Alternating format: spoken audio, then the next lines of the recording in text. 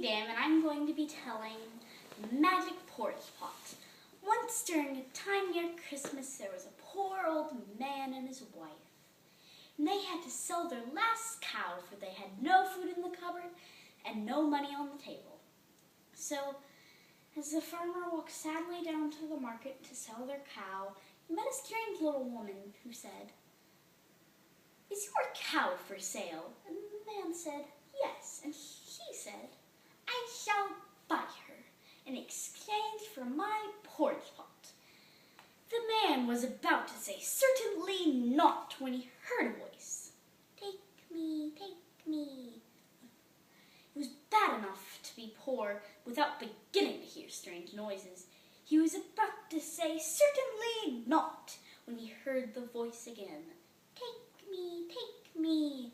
He realized it must be a magic pot, so he said, "Certainly," and he handed over the cow. But when he picked up the pot and looked up, the woman had vanished into thin air.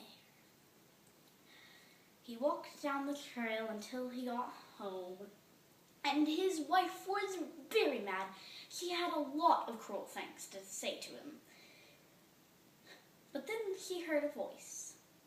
"Clean me and polish me, and you shall see what you shall see," coming from the pot. So she cleaned him and polished him until he shined as bright as a new penny. But when she was done, the pot hopped straight out of the door and towards the rich man's house. And as you see, the rich man was very fond of counting his money and eating large meals. So he had lots of servants. And one of these servants was a cook who was making a Christmas pudding stuffed with cinnamon apples, plums, pecans, and goodness who knows what else.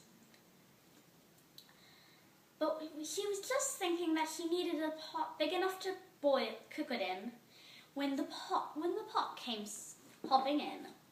She gasped, "Fairies must have sent this to me so I may cook my pudding." But right when she put the pudding down with the thud, the pot hopped straight out of the door and down to the farmer's house. But she was too afraid to scream because she knew that the rich man would be very unhappy. So she didn't. Meanwhile, when the pot got to the house, the farmer and his wife were delighted to see the pot, and even more when they found the pudding inside. So they had a good Christmas after all, for the pudding lasted them 3 days, while the pot sat by the fire all through spring. But one day, he got up, hopped towards the farmer's wife, and said, "Clean me and polish me, and you shall see what you shall see." The farmer's wife did as she was bid, and cleaned him and polished him until he shined as bright as a new penny. And when she was done, the pot hopped straight out of the door and towards the rich man's house.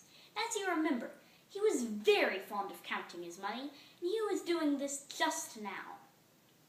He was just wishing he had a place to keep all of his money except for on piles of tables.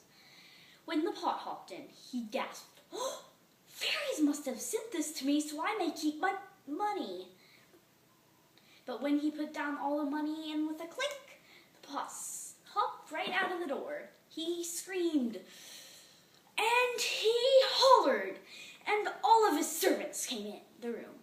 But before he caught his breath, cleared his throat, and told his story, the pot had already skipped down the road to the farmer's house, and they had enough money to last them for all their days, even after they brought a new cow. The end.